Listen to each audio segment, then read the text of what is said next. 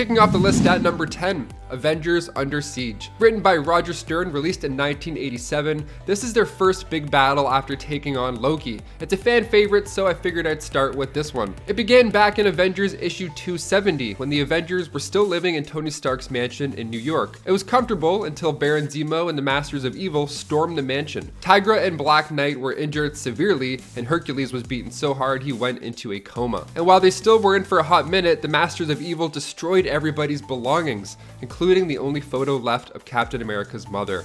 That was a pretty sad page. Number 9, Secret Invasion. With Disney announcing all these new Marvel shows, we can start speculating where the plot might go. Like, for example, Secret Invasion was announced, and now Emilia Clarke has signed on to do it, along with Samuel L. Jackson and Ben Mendelsohn, so it's clear some Skrulls are probably going to be in the picture. In the comics, Secret Invasion was an event that took place where Skrulls wanted to take over Earth. They thought it was rightfully theirs, so they're like, yeah, let's do this. So what better way to take over the world than to blend in like one of the greatest heroes on it? So after the Skrulls had experimented on the Illuminati, they put one Skrull secretly in every team in all these states. So with Sharon Carter making some shady phone calls after she was pardoned in the final credits scene of Falcon and the Winter Soldier, I'm betting that she's already secretly a Skrull. Number 8, House of M. This 8-part event written by Brian Michael Bendis starts off rather beautiful, dare I say. Wanda Maximoff is giving birth to her new twins. Vision is by her side, and then Xavier's voice just pops in out of nowhere, demanding that Wanda returns the world to normal.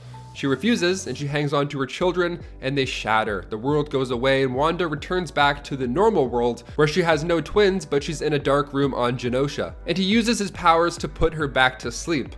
Then in comes Magneto, and he asks about his daughter's progress. And Charles is afraid, because at this point, her power is too much to handle. Now in Avengers Tower, the team is discussing on what to do with Wanda. The ideas are getting kind of dark, because they have to. Wolverine is suggesting that they just take out Wanda, just killing her, which is pretty dark. But then when Quicksilver passes on this gossip, Wanda then warps reality into a world called House of M, where mutants were top dogs, and Magneto and his family just ruled them all. Other Marvel heroes were given their desires, like Peter was married to Gwen Stacy, Cyclops is married to Emma Frost, and Doctor Strange is a psychologist. The world is completely different, but the only person who remembers real life is Wolverine, the same guy who suggested that they Wanda. Things took a turn, and the event became even more stressful when Wanda uttered those 3 words in issue 7.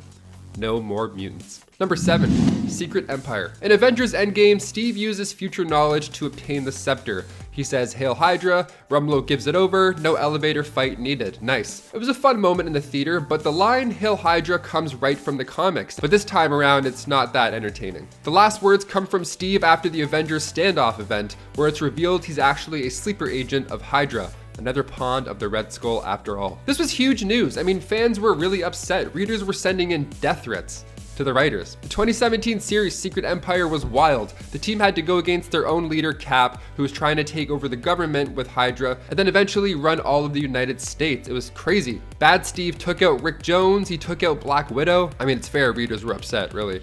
This is a nightmare. In the end, it was concluded that Bad Cap was a double and Good Cap was actually locked in the Cosmic Cube. Number 6, Axis. When Red Skull abducted numerous mutants and Inhumans, Magneto tracked him down.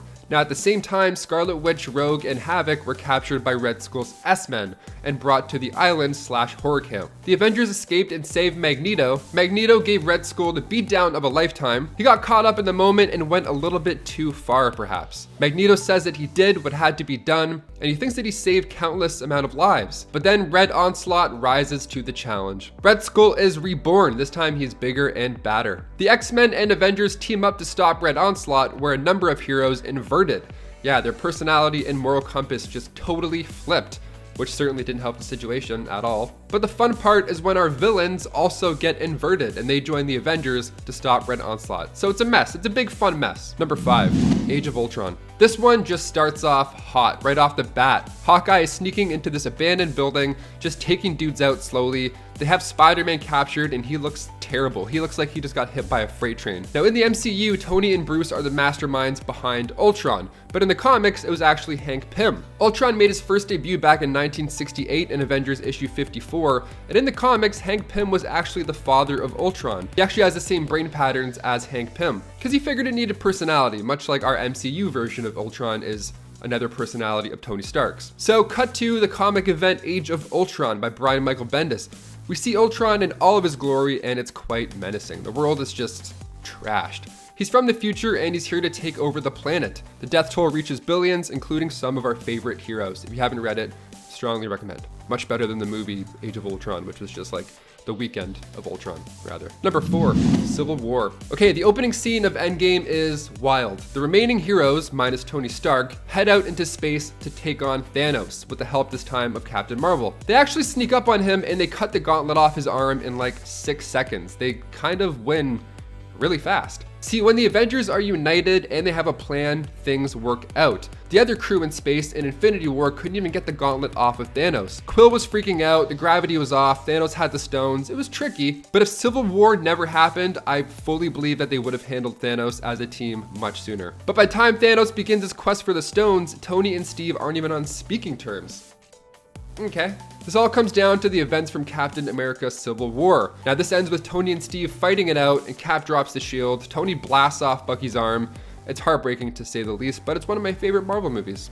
For some reason. I like watching people lose. I don't know what it is. Number 3, Avengers Disassembled. Brought to us from the mind again of Brian Michael Bendis, Avengers Disassembled is a 5-parter that brings the team together just to be torn apart again. It is a ride. The story begins with the Avengers Mansion sensors blasting to warn the team of an intruder.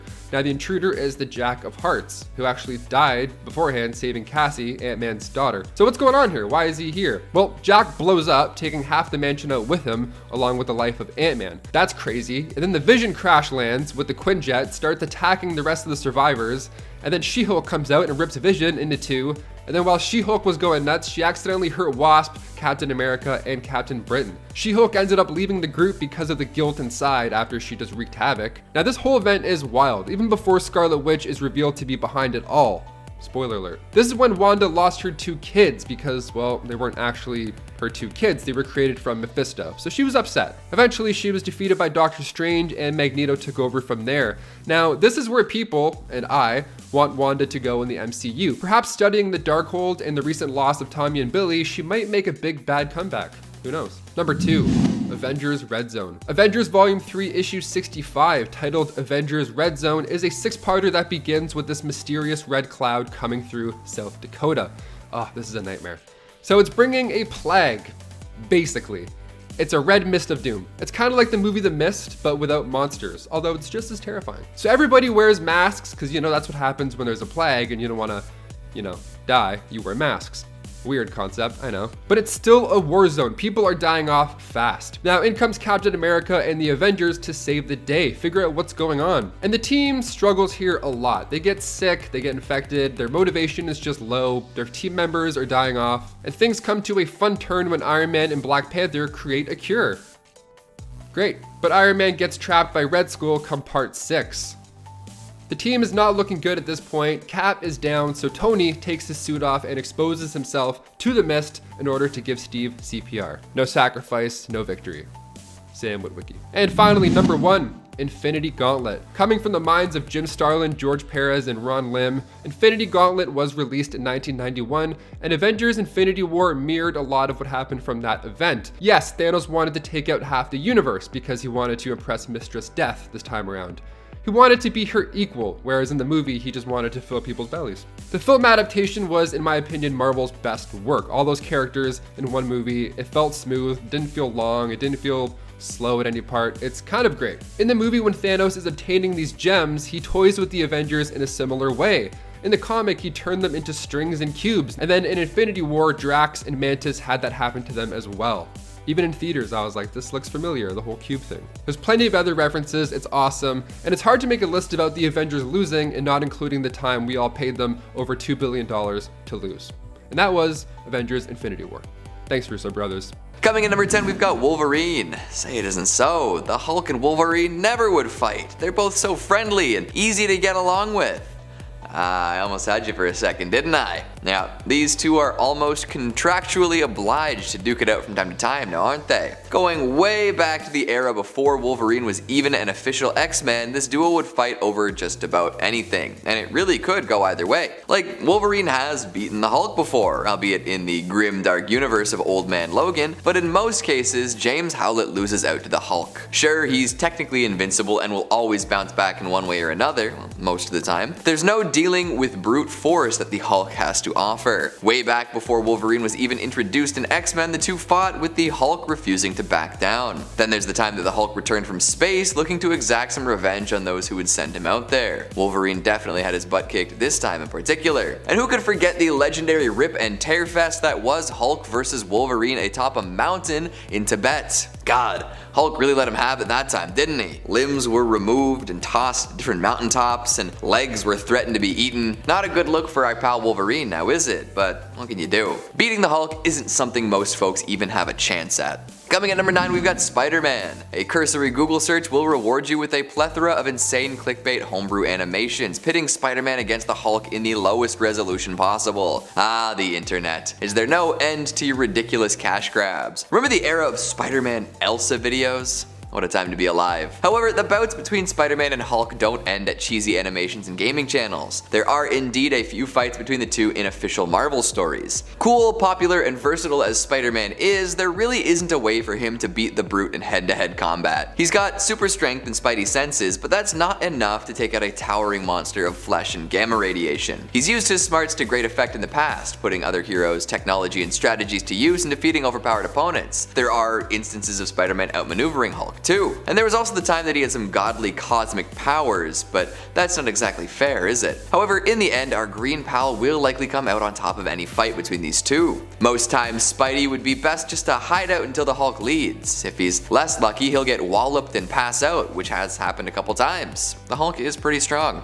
Coming at number 8, we've got Iron Man. Wait, aren't these guys both founding Avengers? Why would they ever have to fight? Well, that's the thing, there's always a reason or two. They've got big, science-centered brains and plenty of power for sure. However, Tony Stark tends to get on people's nerves and also makes a bunch of decisions without consulting others. The Hulk does not take well to this, not one bit. So of course, the guy with the craziest technology is going to have to take on the sheer physical might of a creature that thrives on anger. It's just gotta happen. And fight they do, but here's the thing. It's not often that Iron Man scores a decisive victory or even a victory at all. No matter how powerful and advanced he makes his weaponry, no matter how far ahead he plans to fight the Hulk, he comes with some inherent limits. His tech will eventually run out of juice, get damaged, or reach a predetermined limit. You can't really make stuff push too far past the limits of the materials it's made of. Hulk, on the other hand, will always be getting angrier and therefore stronger. He's like a perpetual motion machine of rage and fury. So even with the Hulkbuster suits, darts to sap strength, and a bevy of other interesting anti-Hulk technology, eventually this will all run out, leaving the Hulk to do what he will. It's happened time and time again, muscle beats machinery in this case. There's that time that Stark sent Hulk off into the universe, I guess, but that resulted in World War Hulk, which wasn't very fun for anyone on planet Earth.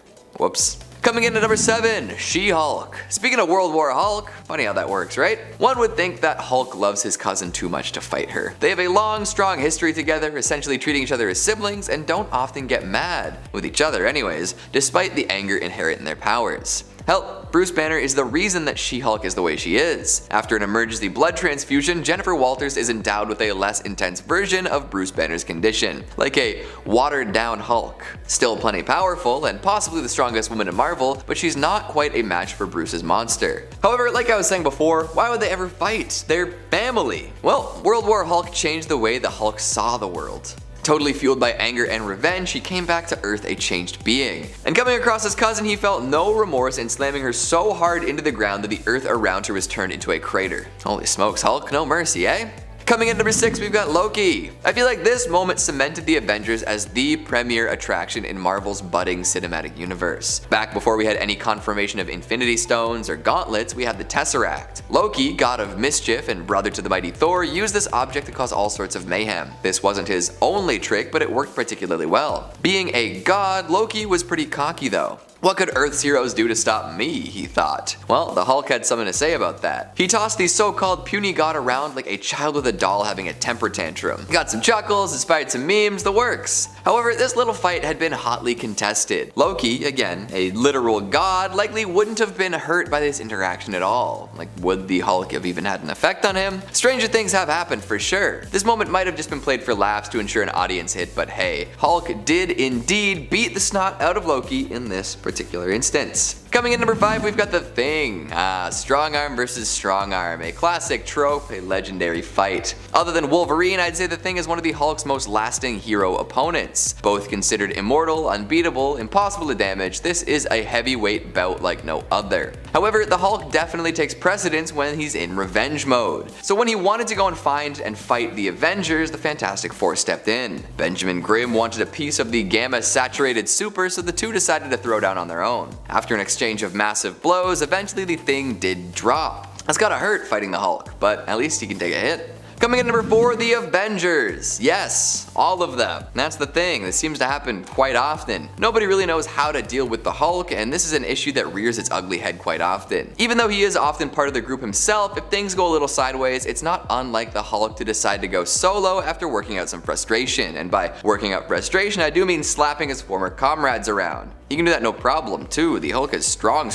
Why else would Tony Stark constantly be dreaming up contingency plans related to the bulky boy? But yeah, the Avengers don't often beat Hulk if they have to take him on. Usually it's making him turn back into Bruce Banner or getting him as far away from the fight as possible, and when that doesn't work, the Hulk beats folks down and leaves. Simple as that. Coming in number 3, we've got Doctor Strange. You would think that the Sorcerer Supreme would be able to deal with a meathead no problem, a spell or two and the problem's done with. However, again, during World War Hulk, the rage proved to be a little too much. Holy moly Hulk, calm down why don't ya? Strange often sends Hulk to different dimensions or far away if it looks like things are getting too rough. In this fight, he decides to channel a universe-destroying demon to give him that upper hand. It seems to be working at first, but as is the case with many fights involving last-ditch efforts against the Hulk, the new powers can only last so long. When Strange starts to lose control of this demonic power, the Hulk is just getting angrier, and when Hulk gets mad, he gets strong. With this in mind, I'm sure you can guess what happens next. Doctor Strange, unconscious.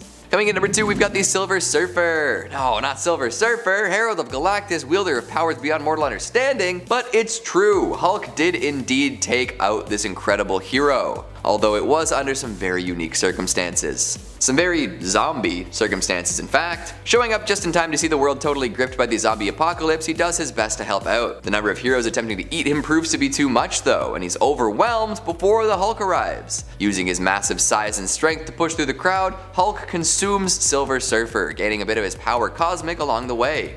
Yikes. And finally at number 1, we've got Sentry. Sentry should be Earth's strongest warrior. After being imbued with the powers of a super soldier serum hundreds of thousands of times stronger than the original, he became incredibly powerful. Almost too powerful if you ask me. Thing is, this kind of strength is only barely enough to handle the Hulk. When the Hulk and his Warbound came to Earth, Sentry was there to fight him. However, they essentially fought each other to a standstill, with each reverting back to their human form. But even after all that, Bruce Banner gets the last hit in. Classic. Fighting till the very end. Sheesh. Who would have guessed that Hulk had the capacity to end all sorts of other superheroes? You gotta wonder how all these uber people feel when faced with a being so clearly stronger than themselves. Kicking off the list at number 10. Deadpool. The cancelled Deadpool 3 movie would have been pretty amazing over at Fox. We would have seen Logan and Wade on a road trip from hell. It would have been much better than the last time we saw them on screen together. Yeah. But in the comics, Deadpool and Logan have, of course, bumped heads, like in Cable and Deadpool issue 44, for example. The two are fighting at a Hydra base, and Wolverine straight up impales Wade to the wall. It's a fun comic. Wade spends the first half with his head off, just getting kicked around like a soccer ball. It's all fun and games. But finally, Logan keeps Wade still once he shoves his claws through him and into the wall. That ought to get your attention sometimes. Number 9, the Hulk. Going back to volume 1 of the Incredible Hulk issue 340 titled Vicious Circle, we find the Hulk and Rick Jones out in a blizzard. They're trying to drive, but it seems like they're only going in circles. Meanwhile, the Hulk is going nuts. He needed to get out of there. Like when you have to stretch your legs on a road trip, I get it, right? So he blasts the roof right off, and the X-Men just happen to be in the neighborhood flying by. The Hulk almost hits them mid-air after he jumps off. I would say good thing he didn't hit them, but he continued flying by and then hit a Pan Am passenger plane, so it's like, maybe he should have hit them then. So the X-Men were busy handling that, obviously, while on the ground, the Hulk landed and caused more damage. Wolverine tracked the beast down, and believe it or not, the Hulk almost snuck up on him. He couldn't catch the Hulk's scent, so it was really dangerously close. Wolverine popped his claws, turned, and then sliced the Hulk's arm, and they both looked at each other. And Wolverine, he walked away at this point. He retracted his claws. He's like, hey, remember who you are, Logan? Remember what you're doing. You're the bigger man here. And he's like, breathes, then he walks away, and then the Hulk jumps out at him and then starts it all over again. He thunderclaps Wolverine's ears to smithereens. His enhanced senses, this for sure, got the ball rolling, got him pretty upset. After this, naturally, there's mayhem. They take turns beating the crap out of each other until the fight was eventually at an end because it was broken up. But Wolverine for sure won this round. He tried walking away initially. He's the victim here, folks, don't forget that. Number 8, Spider-Man. In Spider-Man vs. Wolverine, released in 1987, we see Peter slinging across the city. He's trying to snap some pics for the Bugle, he's looking for his light, trying to get that angle right, but all of a sudden trouble calls. He hears a young woman scream, so he zips down and he finds the owners of a grocery store dead on the spot. So he ends up following that lead and it brings him right into Logan's path. Now Logan has already been doing his own plan at this point, and then in comes this kid wearing pajamas shooting webs at people. So the two heroes now have no choice but to go loud and proud. They both fight off criminals together and it's a fun time, but once they realize they're too late, Charlemagne had already gotten there, there's lots of bodies, so Logan naturally blames Spider-Man for ruining the whole thing. He's like, if it wasn't for you, this would not have happened in the first place. Pretty deep words. Spider-Man fires back though, he's not taking any of this. The two walk separate ways, but it's not over yet. Wolverine's meditating, he's feeling bad, Spider-Man's in bed tossing and turning. He tries to take out Charlie himself, but Peter stops him. Well, he tries to. They fight in a graveyard for a few pages, but when Peter turns around to hit Wolverine one last time, he accidentally hits Charlie instead. I'm counting this as a loss because Peter wanted to fight. He engaged and he swung without looking, and now he can't get that image out of his head, and neither can we. Number 7, the X-Men. Okay, when I say the X-Men, I mean like all of them. Big yikes. Old Man Logan, one of the best storylines of all time, also one of the darkest. In a grim future where supervillains are taking over the planet, Mysterio pulls out perhaps one of his best tricks, if I do say so myself. If this happened in the MCU, kids would throw up gummy worms. They would be mortified. Mysterio tricks Logan into fighting the X-Men. He makes Logan believe that they're all supervillains, so Logan kills them all. He feels horrible, I mean obviously, so he runs off into the woods and he tries to take himself out. That's how bad he felt, but he vowed to never pull the claws out again after that didn't work. Even Santa Claus 2, starring Tim Allen, he's like, I can't do it. I made a vow, I can't do it. Number 6, Wolverine. Hey, question YouTube, if you fought yourself, who would win? In Logan, we got to witness Wolverine fight another Wolverine, but in the Age of Ultron comic, it was actually much darker, much more brain scratching at least. In Age of Ultron, the comic, we get to see this dark future where the Avengers are getting whooped. Ultron is using Vision as a conduit from the future, like the world's most painful game of broken telephone. The Avengers don't really see a way to get to Ultron and stop him, so they send Sue Storm and Logan back in time to find a solution. Now Logan wants to just straight up kill Hank Pym, just to make sure Ultron is never created. But in doing so, this opens up a dark alternate future, so when they go back, this new timeline that they've now created made the Kree-Skrull War move to Earth. So they run into the defenders of that timeline and also Logan of that timeline.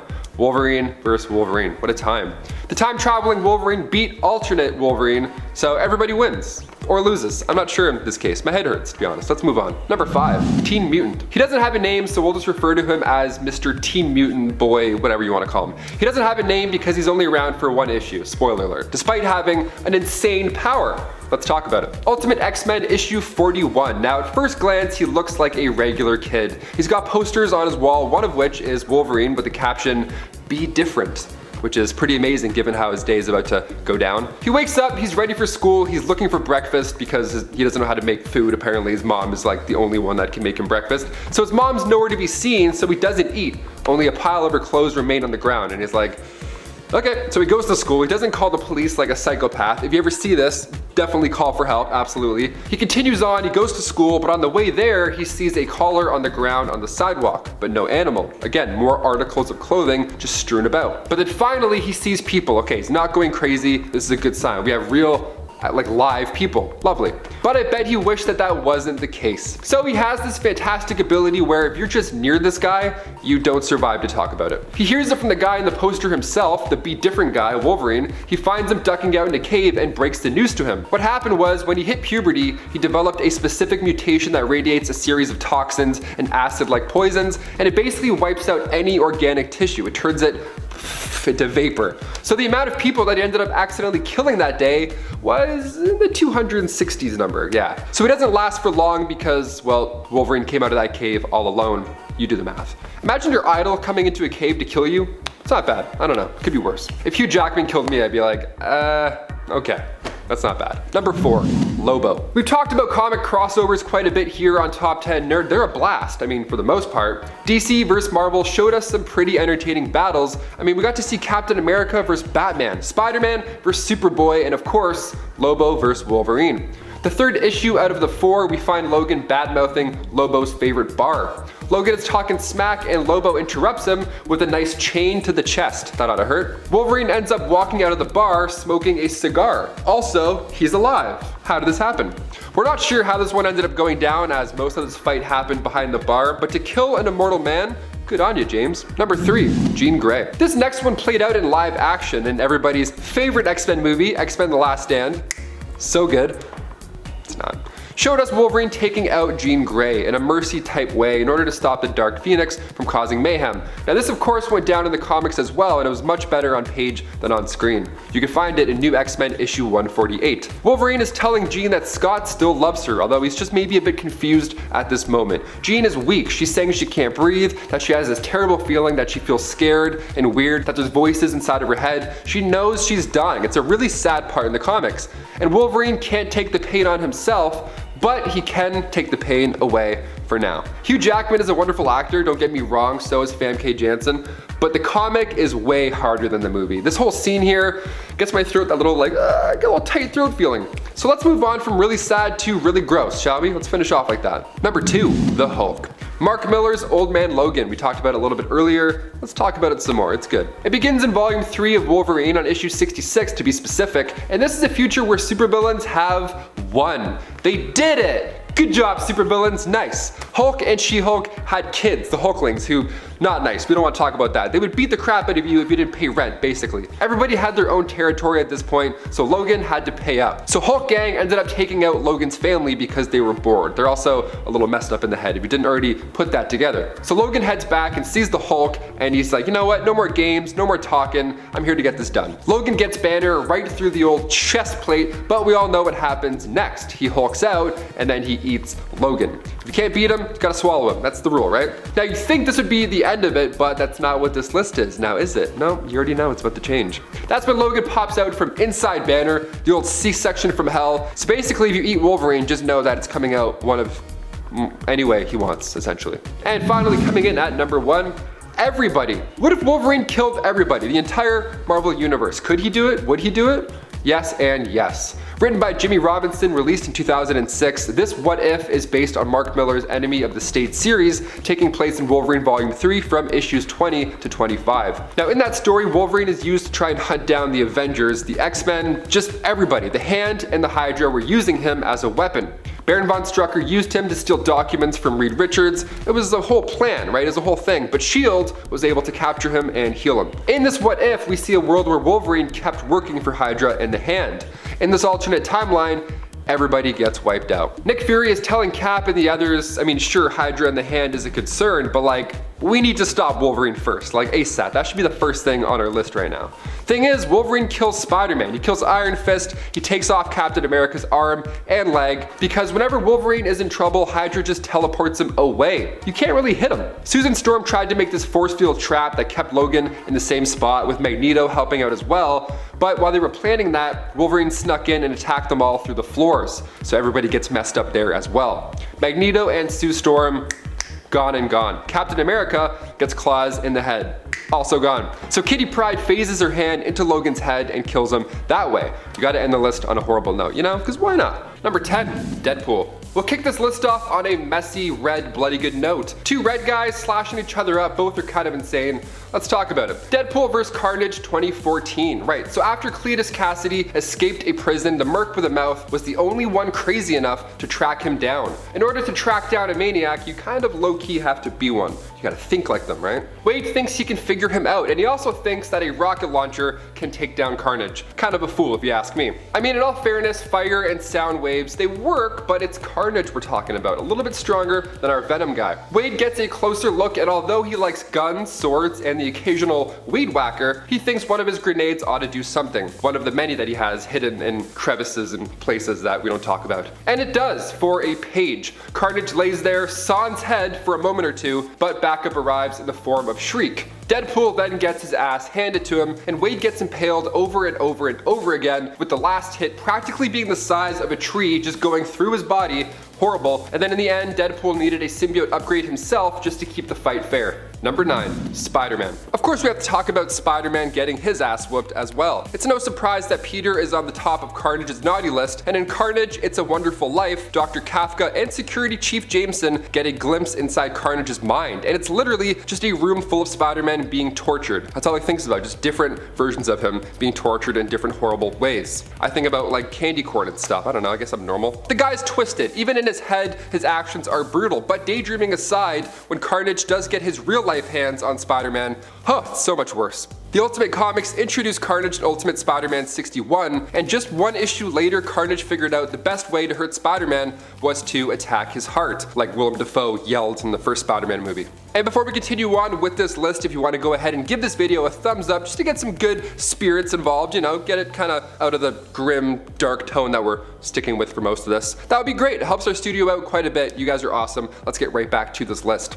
Number 8, Man-Wolf. In Volume 2 of Carnage, Issue 2, Special Agent Claire Dixon of the FBI assembled this task force to try and hopefully put an end to Carnage's madness. She has Eddie Brock to help out, but this time around he's the host of the Toxin symbiote, and together they use a woman named Manuela Calderon as bait to bring out Cletus. See, she was the only survivor from his last rendezvous, and by rendezvous I mean massacre. Honestly, I wouldn't agree to that. Kudos to her, it's pretty brave. So she lured him into a mine shaft and then successfully cornered and trapped Carnage. Now what? The task force is also trapped in there with a man named John Jameson, but John's not around at the moment. No, instead Cletus now has to deal with the Man-Wolf. Must have been a full moon tonight.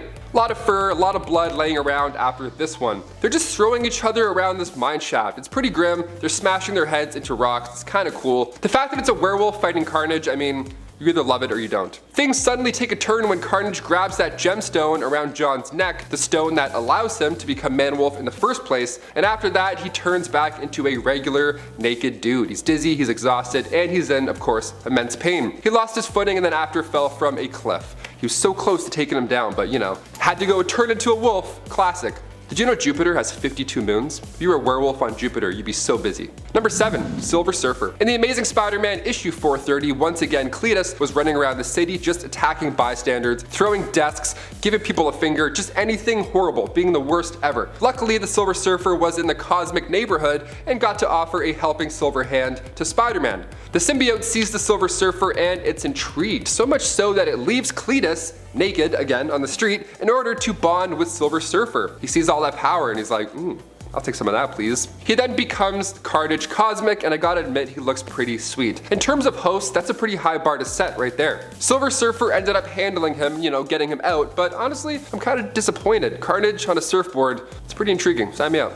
Number 6, Ghost Rider. Alejandra Jones first appeared in Marvel Comics in Ghost Rider Volume 7. She was sold as a child and ended up in Nicaragua, where she trained in a temple to solely become the next Ghost Rider. When absolute carnage goes down, she's trying to now protect her village, but things get crazy when Carnage rips out her spine and then eats it. Now, normally that would be the end of it. Like, that's enough to be, you know, considered a beatdown, an awful beatdown. And for Jones, that was the end of it. But when Carnage ate that spirit spine, he now obtained the spirit of vengeance temporarily, which is just ultimate madness. I kind of like the way he looks though. I mean, you know, completely evil and spine eating aside, I like it. Number 5, the Mercury team. The more fighters we have, the better chance we have, right? When the US Army put together a task force called the Mercury Team, they thought they had a chance because each member was a soldier from a unique military branch. And also, they each got to use a symbiote for select missions. That ought to help out a little bit. Like say when Carnage is loose in Colorado, time to call these guys in. The 4 symbiotes they use are Lasher, Phage, Agony, and Riot. And yes, they also have a symbiote attack dog, which is just amazing. Still cute.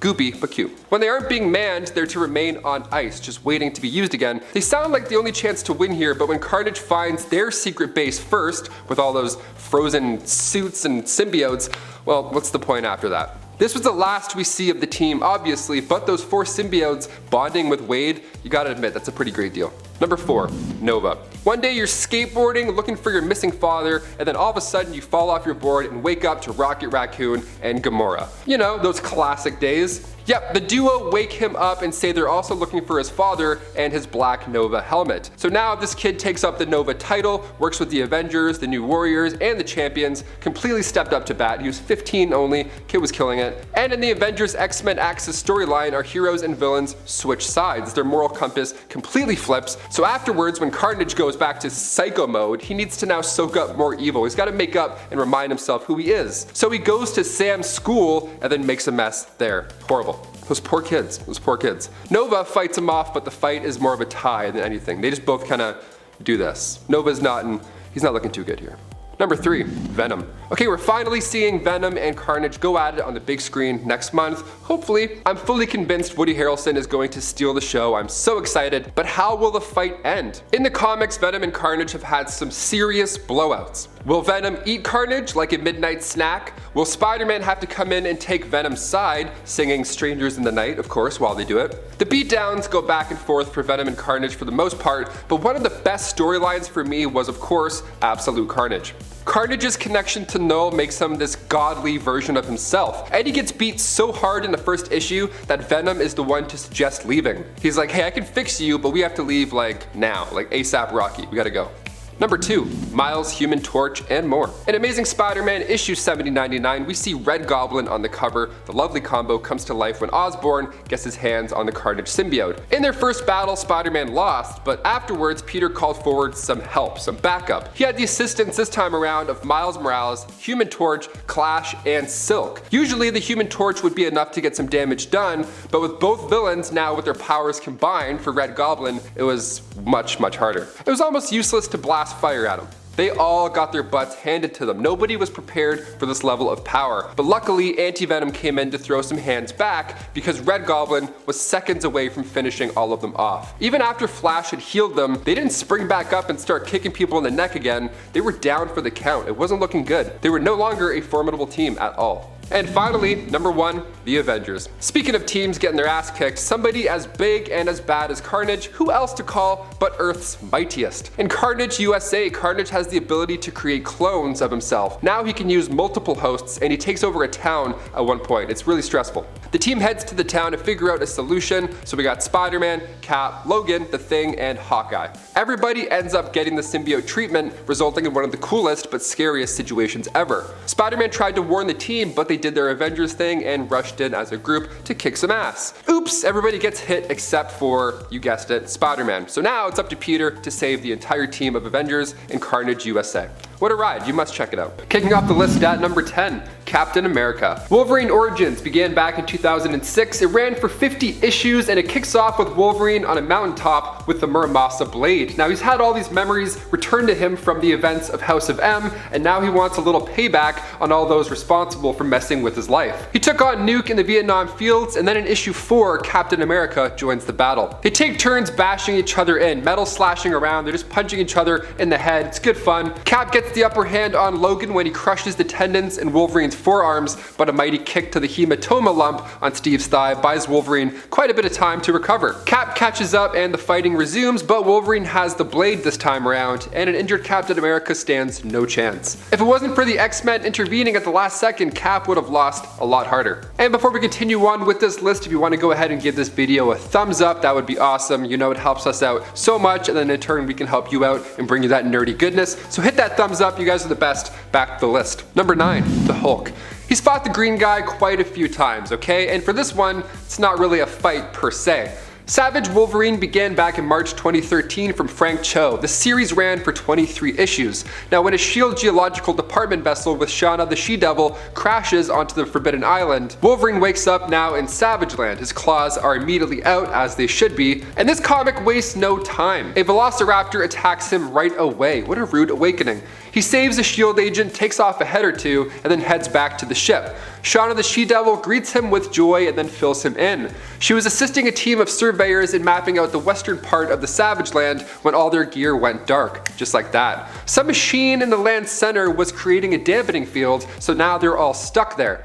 Shauna gets killed, but later on resurrected by the Neanderthals. Wolverine continues to find this machine, but he has no idea that she came back to life. But when Shauna meets up with Amadeus Cho in issue 3, some new info comes to light. That machine is also powering the jail cell for a powerful ancient alien in the mountain. And Wolverine is about to shut it down. How lovely. He takes on some giant gorillas, and when he gets close to the machine, the Hulk shows up. They're about to talk it out when one of those giant gorillas returns and then bites the Hulk. They fight it out a bit, and then Wolverine jumps in and quickly ends the action with one swift shink to the brain. That ought to do it. Number 8, Cyclops. The X-Men Schism storyline from writer Jason Aaron comes a 5-part story that begins with Wolverine acting as Cyclops' bodyguard at an international arms control conference in Switzerland. Mid-speech, Kid Omega returns, and he makes everybody start spilling all their horrible, deep, dark secrets. Cyclops and Logan are immune to this because, you know, superpowers. Sentinels are soon deployed worldwide, and a new Black King of the Hellfire Club is elected, Cade Kilgore.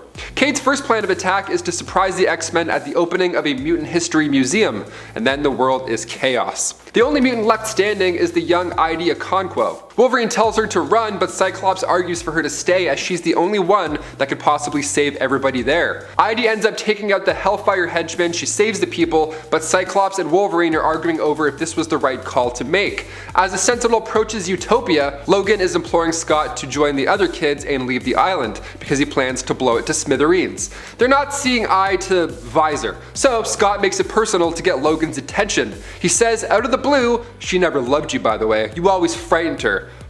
Harsh words. So Wolverine snaps back, suggesting that if Jean Grey was there at that moment, she would be more afraid of Cyclops. Scott responds by blasting Wolverine's face pretty much off. Wolverine, sans face at this point, still is on top of Scott, laying into him. I would say this is a tie at this point, but seeing how they look after the X-Men save them, Scott's in much worse condition. That's why you don't melt off Logan's face, man. It doesn't end well. The guy can heal. Just stop. Number 7, Quicksilver. After Quicksilver took the keys out of Cyclops' ride in Ultimate X-Men issue 3, you would think he had successfully thwarted the X-Men. All he has to do now was evade a hefty optic blast and hit the road. That was no problem seeing how he's the fastest man on the planet, but being the fastest doesn't mean you always have the upper hand. Sometimes you have to be the smartest. Wolverine was waiting for this moment to surprise Pietro. Logan just stood there with his claws out, he stood perfectly still, and Quicksilver ran right into him. When he asked Wolverine what he was doing here, Wolverine responded, wouldn't you like to know? And then he slashed him down to the ground. And then Quicksilver wasn't seen for quite a bit. Number 6, Silver Surfer. The first time we see zombie Wolverine was in Ultimate Fantastic Four issue 22. He got bit by zombie Hawkeye and Captain America, so his healing factor wasn't enough to save the day. Now when the Silver Surfer came poking around, everybody wanted a piece. Literally, they were so hungry, and this guy was like the holy grail of snacks. Hulk took the first bite, and soon after, Logan and the rest of the team dug in. They all then got cosmic powers and a full belly. Nice. Logan's idea of peeling back the candy coating and getting into the tender morsels inside surely helped put the plan into motion. Also, Number 5, Iron Fist. In New Avengers issue 15, a friendly bout between Iron Fist and Wolverine is underway. No claws, no fist, no problem. It's a fun training exercise. It draws readers' attention and even other heroes in the issue as well. Wolverine is encouraging Iron Fist to tap out, but it's no use. Wolverine knocks him straight to the ground, saying he was only at a 6 this entire time. Out of breath, Iron Fist replies that he too was only at a 3, so Out of breath, Iron Fist replies unconfidently that he too was only at a 3. Okay. I don't want to be around either of these guys when they're at a 1. No thanks. Number 4, Age of Apocalypse Cyclops. Doesn't matter which universe you're indulging in, odds are Wolverine and Cyclops will go at it at some point. In Age of Apocalypse, Earth 295, Cyclops was mad that Wolverine was trying to get his girlfriend. Classic bro stuff. Similar vibes to the Ultimate Universe, only this ends much worse for Scott. When Jean chose to be with Logan instead of Scott, and as if that wasn't already good enough for Wolverine, he decided to slash out one of Cyclops' eyes, truly leaving him a Cyclops. Nothing like having that reminder on your face. What a harsh way to get dumped. Number 3, Namor. Namor the Submariner, Volume 1, Issue 24, titled Green War, was written by John Byrne, and it features Namor returning to Earth to investigate a Hilrithri invasion, which was the sentient plant race. Now they got Wolverine and forced him to fight Namor. Even on page we're told Namor's strength is far greater than Wolverine's, but Logan has speed and therefore gets the upper hand. The fight was interrupted by the Sorcerer Master Khan, who took out the plant dudes and brought Wolverine back to normal. But if this had continued, Wolverine would have kept slashing and kept healing. No water guns would have helped you this time, Namor. Number 2. Ultimate Cyclops. Ultimate Wolverine gets pretty jealous, and he takes things to a new height, literally, when he discovers that Jean Grey truly loves Cyclops. So Logan, now there was a deep rift growing between the two of them. So Charles was like, hey, why don't the both of you just go to Savage Land, work your stuff out, have some bro time, maybe become best friends, I don't know. They did not work it out or become best friends, at first. See, what initially happened was Wolverine let Cyclops fall to his death off a cliff just so he can get Jean back. That's like some Lion King teen drama stuff, that's wild. Cyclops survived and then exposed Wolverine to the crew and then made him feel horrible about what he'd done, even letting Logan stay on the team. What a weird punishment. So Wolverine ended up changing his ways and becoming a leader, eventually becoming a role model for the younger X-Men, being friends with Cyclops later on. All it took was letting him fall to his death first. That's it. And finally, number 1, Shang-Chi. We're all counting down the days to see the newest MCU hero hit the big screen. Shang-Chi was first introduced to readers back in 1973, Marvel Special Edition. Since then, he's earned himself a spot on the Avengers and of course has appeared in other comics from time to time, like in X-Men Volume 2, Issue 62, titled Games of Deceit and Death. The X-Men seek out the help of Shang-Chi to take down Sebastian Shaw, but in comic book fashion, a little scuffle was to be had first. Wolverine compliments the punk on his first blow, even telling him that the first blood is his. But when you throw down with Wolverine, you throw down with the best there is. Wolverine has him pinned down and he's ready to finish off Shang-Chi, but luckily Storm came in and just settled it. What an exciting way to meet the X-Men, damn. And at 10, Peter Parker. With Miles having all the powers of Spider-Man with a couple extra to boot, it's bound to be expected that he would eventually surpass his idol/mentor Peter Parker. However, we expected it after some training and a lot of experience. We see this come to pass though in the pages of Spider-Man. Miles and Peter run into each other in costume and they don't know each other's identity. So Pete demands that Miles unmask himself and, state his name. However, they get into a bit of an altercation because of that. And thanks to the help of a few additions Miles made to his suit, including stingers that cause paralysis and electrified webbing, Miles does end up gaining the upper hand and knocking Peter down, which I have to say shouldn't really have been the case. Like, they should have shown us that the more experienced Spider-Man could still win, since experience is the real currency of the world, but nonetheless, it happened, so it goes on the list. And at 9, Deadpool. Deadpool is such a charismatic character that you'd think he'd pair perfectly with the quick-witted, constantly quipping Webhead. However, in one episode of the Ultimate Spider-Man cartoon, Peter was introduced to the one and only Wade Wilson, the merc with a red leather-covered mouth. Kinky. The fight quickly turns into Peter and Wade literally slapping each other, so it's safe to say that this is bound to be interesting. However, Deadpool somehow pulls Peter into his mind, turning the fights from a fisticuffs to Deadpool hunting a Spider-Man whale with a harpoon, a la Louis Brindley, and getting trampled with giant animals and verbal puns that caused physical harm. Deadpool is literally a bard using vicious mockery in this scene, and I don't think that anyone can fight me on that point. Straight up, this whole episode is hilarious, and the fact that Deadpool can't say the word kill just makes me think about YouTube censors. So it's relatable too.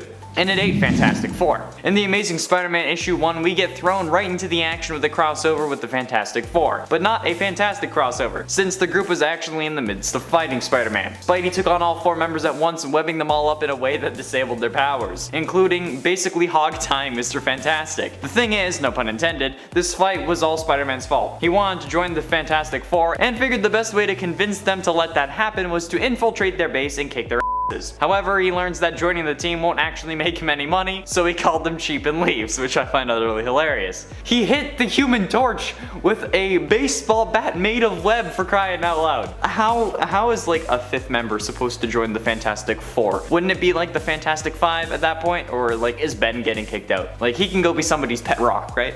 And at 7, Iron Man. Iron Man and Spider-Man may have a father-stepson-like bond in the MCU, however, things in the comments are much more professional than that, aside from the Iron Spider storyline, I guess. There are multiple instances of Iron Man and Spider-Man fighting and Peter coming out on top, like in Amazing Spider-Man number 536, where he had some assistance from the Venom symbiote and actually exploded the Iron Man suit from the inside out. This was during the Civil War storyline where Tony believed that heroes needed to register their secret identities to be able to continue fighting. After this, however, Spidey does join Iron Man's team and reveals his identity as a result. This then leads to the One More Day storyline that some people believe to be the story No Way Home is inspired by. However, now Spidey takes on Iron Man as Peter Parker, using his organic webbing to string him up real good. There was also the Amazing Spider-Man number 588 fight where Tony shuts down the Iron Spider suit with a voice command, but Peter had built in a counter voice command and surprises Tony, managing to web him up and flee. The counter voice command, I guess, was also surprised. So, that's pretty funny. And at 6, X-Men.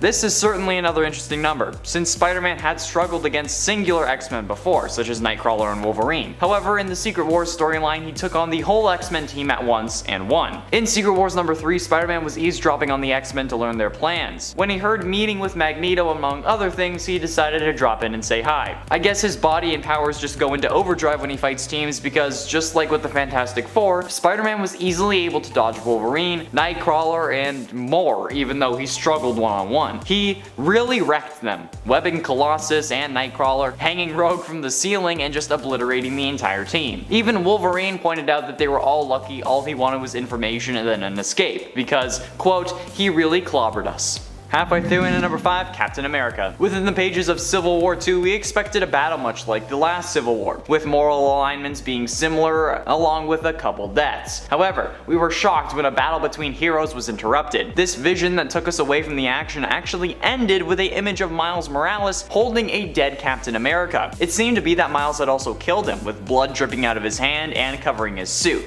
Would this really come to pass though? Civil War II was based on the belief in using the visions of an inhuman known as Ulysses to prevent disasters before they occurred, and heroes that felt taking action based on these prophecies were irresponsible, which is where this vision of Miles killing Cap came from, since these visions resulted in preventing multiple tragedies but also got War Machine and Hulk killed. But we did see an explanation play out in Secret Empire number 7, when a rage-filled Spider-Man nearly beat Captain America, who was remade by Hydra using the Cosmic Cube, to death after Cap had killed Black Widow. But that's all in the past. 5 years in the past to be exact. In it for Wonder Woman. Despite Marvel and DC always being viewed as rivals, they have had multiple occasions where they've had to come together. One such time was in the Superman and Spider-Man comic, which saw the two heroes join together to take on Dr. Doom. The Hulk and Wonder Woman also made an appearance in an attempt to satisfy more fans, and so we could hope that Superman and Hulk would dish it out. However, Dr. Doom very briefly got Spider-Man and Wonder Woman to fight because he said the two were enemies. And while Wonder Woman believed him, Spidey is from this universe, so he knows better than to take Dr. Doom at his word. So Diana tried to capture the bug in her net, which in this case is a giant lasso that makes you tell the truth. But Spider-Man ended up gaining the advantage by simply turning off the lights and letting his Spidey sense do the work, after dodging the lasso quite a bit, might I add. Spider-Man ended the fight by simply tapping her on her shoulder and basically saying, "See, I could kick right now, but I'm not. I'm one of the good guys." And that was enough for Diana to stand down, apparently.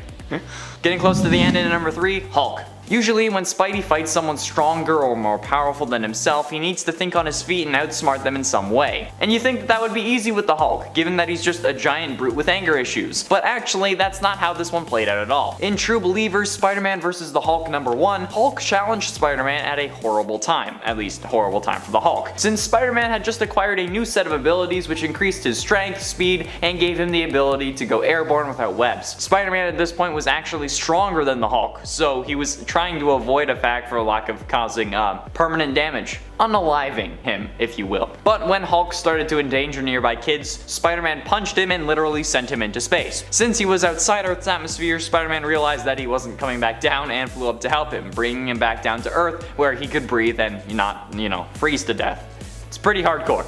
Penultimately, in at number 2, Superboy. Marvel vs. DC is one of the best crossovers when looking at these lists. The fights from that crossover were decided by votes, so with Spider-Man being the most popular character Marvel has ever released, you can be sure that he'd end up winning against Superboy, despite the potentially unrealistic scenario that caused. However, it was explained away pretty easily when Superboy broke a water tower and flooded the roof they were fighting on. All it took after that was a conveniently placed high voltage box and some crashing to end the fight for Superboy. I don't know if Spider-Man was aware of this vulnerability, but either way, it went how it went. It also feels like I should mention that the Spider-Man fighting Superboy was Ben Reilly, the Spider-Man clone who goes on to become the Scarlet Spider. And DC fans don't seem to like it when you bring up this fight, with multiple users on a certain forum telling someone who mentioned it to jump on a bed of nails, which I have to say, I've heard better insults, come on. Finally, in at number 1, Silver Surfer. Sure, Hulk is strong and Superboy is part Kryptonian, but Silver Surfer is literally a cosmic being, a herald of Galactus. This man is nuts. And while yes, the fight with him may not really have been there overall, Spidey still technically came out on top, and that's what matters. In Silver Surfer number 14, the flying second place Emmy had a crossover encounter with Spider-Man while surfing over the city, and cause you know, plot to make characters fight, a misunderstanding ensued. So Spidey immediately attacked the Silver Surfer. Let's be honest, on a good day, Surfer would usually just obliterate Spider-Man no problem, or just like flick him and he'd be fine. But on this occasion, the Surfer was actually already weak from a previous encounter, and on top of that, he just didn't want to fight. The Silver Surfer repeatedly tried to avoid battling Spider-Man and even saved Spidey from falling off a building, but Spider-Man wouldn't let up, knocking the Surfer off his board and taking the fight to him on the rooftops. Silver Surfer finally just got fed up with the violence and then made a decision to retreat, but first had to save a child who had taken his board. I mean, like, come on, you could have at least given the kid a few minutes. Him saving the kid is what finally clued Spider-Man in that the Surfer was a good guy, but technically, Spidey wins by default. He didn't die, so that's a win to me. That's what matters. And at number 10, Captain America. In Uncanny X-Men from 2013 Volume 3 Issue 3, Cyclops takes on Captain America. At the time, Cyclops and his team of X-Men are seen as either visionary revolutionaries or dangerous terrorists. Captain America attempts to arrest Cyclops for Charles Xavier's death, more on that later, and the two duke it out, sort of, with Cyclops leading a group of X-Men and Cap leading the Avengers. Cyclops entices Cap to attack and ultimately wins this little standoff thanks to another mutant, a younger mutant by the name of Ava Bell, under his command. She creates a time bubble of sorts, freezing the Avengers before they can even lay a finger on the X-Men. Cyclops then gives a whole speech that's captured on video about how the Avengers won't fight for the rights of mutants and won't let mutants fight for their own rights either, before teleporting away to safety. I mean, I don't know about you guys, but like, yeah, Cyclops came out on top there. Sorry, Cap. And at number 9, Young Cyclops. Cyclops versus Young Cyclops. This was a thing that happened in All New X-Men Volume 1 Issue 4. Sort of. The two never engage in a one-on-one battle, but let's backtrack for a second here. In 2013 in All New X-Men, the original group of X-Men from the past were brought to the future by Beast. Upon arriving, tensions were high as the young X-Men learnt their fates. Now at this point, Cyclops had killed Professor Xavier, like I said, more on that later, and young Cyclops is pretty darn tormented by what his future self would become. Fair enough. Upon first meeting him, the past version of Jean Grey lost control of her powers after reading present-day Cyclops' mind. Present Jean Grey, might I add, was dead at the time, by the way. She loses control and knocks off present-day Cyclops' visor, causing young past Cyclops to have to retaliate. He was overwhelmed by how much stronger present-day Cyclops' optic blasts were. Also, you could very much argue that young Cyclops lost to older Cyclops on an emotional level, considering that young Jean Grey essentially broke up with him when she found out what he was capable of doing in the future. And that just sucks. Speaking of young Cyclops though, that brings us to our next number. And at number 8, the Inhumans. During the Inhumans vs. X-Men story arc, young Cyclops manages to kick some Inhuman butt. He was one of the many mutants who teamed up to take on the Inhumans after it was revealed that the final Terrigen Cloud was close to being assimilated into Earth's atmosphere, which would inevitably make life inhabitable for mutants on Earth. But during the storyline, his body was possessed by Mosaic, and he became aware of Emma Frost meddling with older Scott Summers. Once he's seen this, he confronts her and learns the truth. Present-day Cyclops had died of Mpox, and Frost had just used a mental projection of him to wage war, with his death being caused by Black Bolt and spawning a lot of the conflict. This aided in resolving some of the Inhuman and mutant conflict, with Medusa destroying the Terrigen Cloud after all. And at 7, Alpha Fight. Okay, slightly untraditional choice for this number, but once upon a time, in an alternate universe, Scott Summers found himself fighting against the Alpha Fight team. Except they were all zombies. As you can guess, this happened in Marvel Zombies, the alternate timeline in which a zombie virus proceeds to infect the entire globe and all the heroes and villains within it. In Marvel Zombies Dead Days, Cyclops alongside the other X-Men take on a zombified version of Alpha Fight at the X-Mansion. Despite beating them, he too succumbs to the infection eventually and becomes a zombie himself, later being a meal for the cosmic zombie Galacti, a group of Marvel zombie characters who managed to eat Galactus and therefore inherited the power cosmic. It's a whole thing. And at number 6, Magneto. Okay, so these days Magneto is technically a superhero after the events of House of X, and quite frankly, Cyclops hasn't fought a whole lot of superheroes in one, so the Master of Magnetism lands a spot on our list. Cyclops and the rest of the X-Men have come face to face with Magneto more times than we can count, and while Cyclops has never personally won against Magneto, you know, team efforts matter. Yeah. Moving on, and at number 5, the X-Men. Because of recent times, sometimes we can forget that Cyclops used to be a total stand-up guy. with his team's best interest at heart. Case in point, the Uncanny X-Men issue 127, after the X-Men were left shaken by a conflict with the mutant Proteus. Cyclops decided that he needed to boost their confidence. Enter some serious tough love, where Cyclops proceeded to beat all of his teammates up in a skirmish. A good leader knows how to keep their team sharp, people. Scott riled up several of the X-Men, engaging them in a friendly fight of sorts, well, they thought it was a real fight, in order to help them get their act back together. At the time, they totally thought he had turned against them. He kicked Nightcrawler's butt, criticizing him for pulling a teleporting stunt that left him wide open to attacks. He taunted Logan, splashing a drink in his face, and then dodged the mutant. And then he messed with Storm, who has a history of actually kicking Scott's butt. He misdirected her and then caught her off guard with his optic blasts. By the end of the skirmish, he revealed to them why he had lured them into battle, and even learned Logan's respect briefly in the process. Up next, number 4, the X-Men again. Okay, so this is yet another great example of how Scott is a master tactician. In Uncanny X-Men issue 175, the X-Men believe that Scott is the Dark Phoenix, and they decide they need to take him out. Cyclops thinks quick on his feet, manages to use his knowledge of his allies with a combination of countering and melee attacks to bring them all down, and then makes it out of the skirmish for the better. He manages to zap Wolverine with his optic blast, all while using some judo to knock over Cyclops, Rogue, and Storm in one hit. He then predicts each of their moves based off of their battle styles. It's definitely impressive, to say the least. Moving on to number 3, Wolverine. Cyclops and Wolverine. Whether it's over ideologies or concerning their affections for Jean Grey, these two, despite recent times, just don't get along. Anyway, the rivalry between Scott and Logan became physical, as it often does, when the two duked it out, actually unintentionally in this case. During a battle against the pterodactyl villain Sauron, not to be confused with the Sauron of Lord of the Rings fame, Wolverine found himself falling victim to Sauron's mind control. And what does he do? Well, he sees his teammates as enemies and he attacks them. But you bet your butt that he goes for Scott first, and Slim has no issue attacking back. Between optic blasts and flailing claws, it's one of the more colorful duels that the two have had, and Wolverine was not the one to come out on top. And you know how I mentioned that recent times thing earlier? Well, it was briefly theorized that Wolverine, Jean Grey, and Cyclops, based on their bedroom design in House of X, may actually be a throuple now. How scandalous. And at number 2, Wolverine again. Yup, it is one of those lists, friends. And really, some of Scott's most iconic battles against other superheroes are against Logan, so we had to include more than one on our list. This one is significantly more recent, occurring during the Schism story arc, in issue 4 and 5. Cyclops had become a bit of a tyrant in the way that he led his X-Men, putting young mutants in danger, and like many a time before, Wolverine had objections to his methods. Although, arguably Wolverine was kind of in the right here. After Scott taunts Logan about Jean Grey, saying that she never loved him and she was always frightened of him, and Logan fires back with a, "And if she were here right now, who do you think she'd be more frightened of?" They go at it. The two end up having a brutal brawl, with Cyclops enduring multiple massive wounds from Logan's claws. While the brawl itself doesn't have a clear winner, it was interrupted by a Sentinel attack. Cyclops forces Wolverine out of Utopia, with the latter recruiting his own X-Men team in the aftermath.